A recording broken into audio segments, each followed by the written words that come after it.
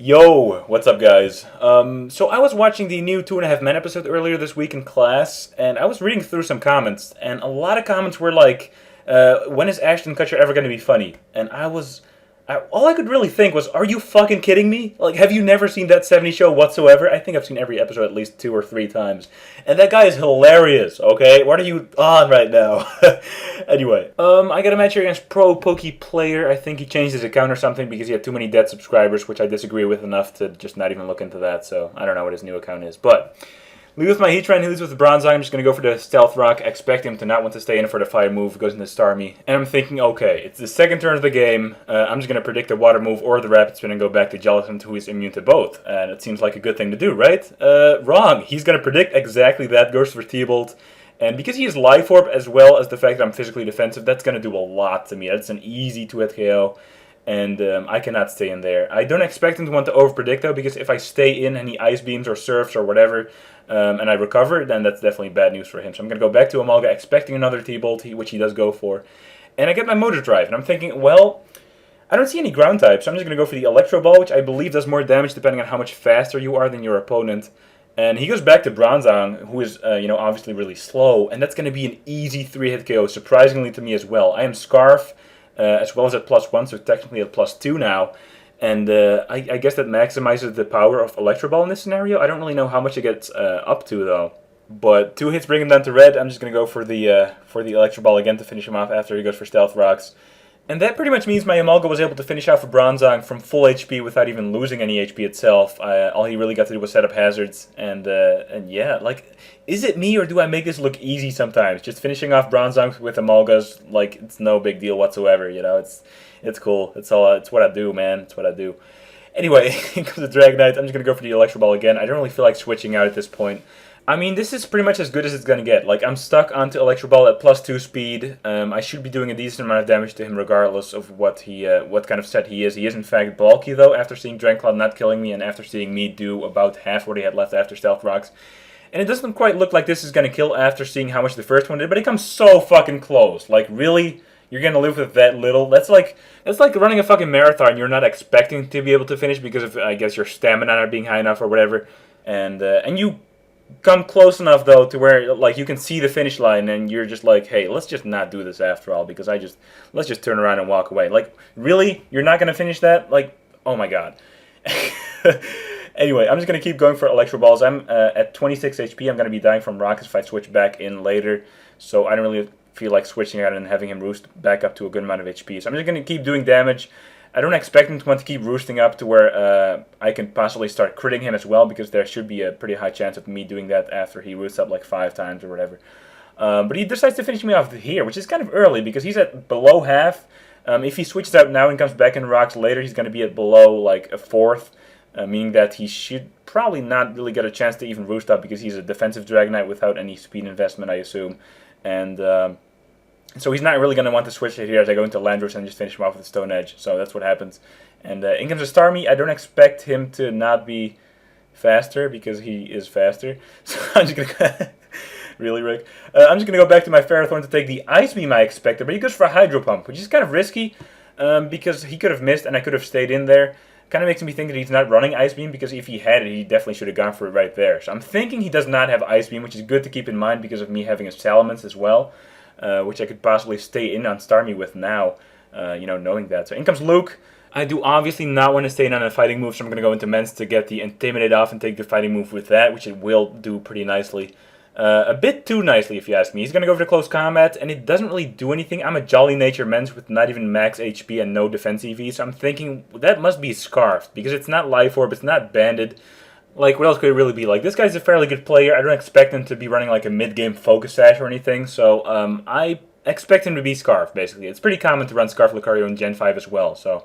I'm going to go for the Dragon Tail, expecting to switch out to whatever. In comes Weezing, I'm going to Dragon Tail it out back into Lucario.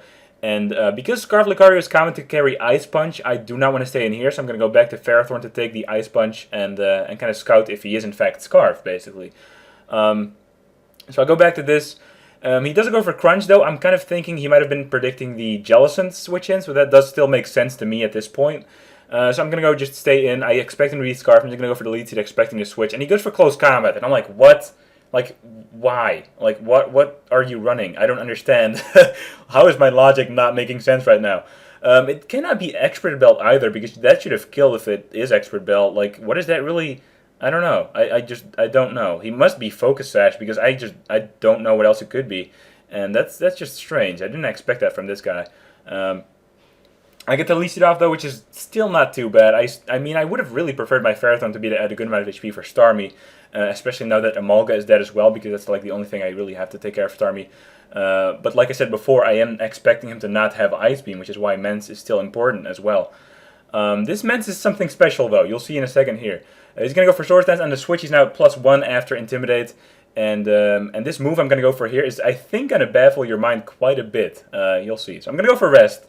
And you should be like, what the fuck right now? Because Mence gets Roost, Mence gets fucking Wish, Mence gets like a lot of recovery moves. Why would you run Rest? Well, me and Sophie were talking a couple days ago about how when you Sleep Talk a phasing move and you're faster than your opponent, you phase them out before they can even move, which is really frustrating for the record. So we were looking at some faster Pokemon that get 2 or more phasing moves, as well as Rest and Sleep Talk, and Mence is perfect. This thing gets Dragon Tail, as well as Roar, as well as Rest and Sleep Talk. And as long as you're faster than your opponent as well as asleep, you have a 66.6% chance of sleep talking a phasing move and phasing them out before they can even move at all. And it is so frustrating to phase and so much fun to use, because like the thing is, if you're slower than this Mence and we're asleep, you cannot do anything. You cannot switch out, because switching out on a phasing move is the worst thing you could do. And staying in on one, you know, not being able to possibly do anything 66.6% of the time. It sucks. It simply sucks. Simple as that. And there's nothing you can do about it though. So yeah. In comes Weezing. I'm gonna go for the Rest here. I think I misclicked the Sleep Talk earlier before, kind of making me not able to kill off the Starmie just yet. Kind of just takes a bit longer in this scenario. But he Toxics me on the Rest there, which is kind of weird. That Rest was fairly predictable. I'm kind of guessing he didn't actually have Pain Split at that time, but you'll see later that he does. I guess that was just kind of a misplay on his end. In comes Azelf. I'm not going to want to switch out at this point anyway, even if he does have Ice Punch, but he does not seem to have it, which is good to know. Weezing comes back in again. I'm just going to go for the Rest, because last time he did not Pain Split. I'm not really expecting him to have it now. But here he shows that he does in fact have it, which is like, okay, that kind of sucks, because now once again it's going to take a while for me to actually wear down this thing. I'm going to go for Dragon Tail with a Sleep Talk before he can even move. Once again, it's just... it has to be so frustrating, man. I've never really faced anything like this myself before, but I can just imagine this being a bitch to face, seriously. Starmie comes in. I'm going to be able to Sleep Talk Dragon Tail right there, meaning that he's going to be dying from hazards up and switching back in.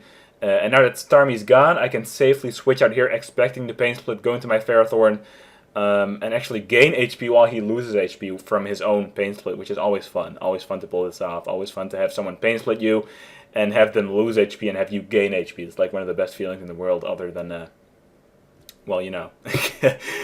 I switch out here, expecting the Fire move go back to Heatran, because now knowing that his Starmie's going to die from hazards, there's nothing he has left for Heatran whatsoever. He's going to go for the Flamethrower, get my Flash Fire on. Doesn't even matter at this point anymore, because all he has left, other than Starmie, who is going to die from hazards once again, is this Weezing and his Azelf. Azelf is known to not have anything for Heatran ever. Especially when it's physical, and that's going to be the game. So hope you guys enjoyed the video. Surprisingly, this team has not lost yet. I think we had 4 or 5 matches, and nope. I got really lucky one time though, and I think I might have Sophie guest narrate that for me, because I won because of luck. Not a big fan of that. She was really excited about that game though, so I might just have her do that. And yeah, once again, I hope you guys enjoyed the video. Don't forget to leave a like rating if you enjoyed it, because it helps out a lot. And I do put a lot of time in these videos. Like, I know I've not been uploading as consistently as before, but the thing is, I've had a lot of stuff on my mind and just a lot of stuff to do, and I just don't feel like forcing myself to, you know, upload while I don't actually have the time. I don't want to sit down for half an hour and force myself to put up a narration as well as edit the video all in 30 minutes. It's just, it feels like it's forced, and I don't want to do that. So, enough rambling. I'm going to leave you guys with the ability to leave a comment and a like. And I'll talk to you later. Peace.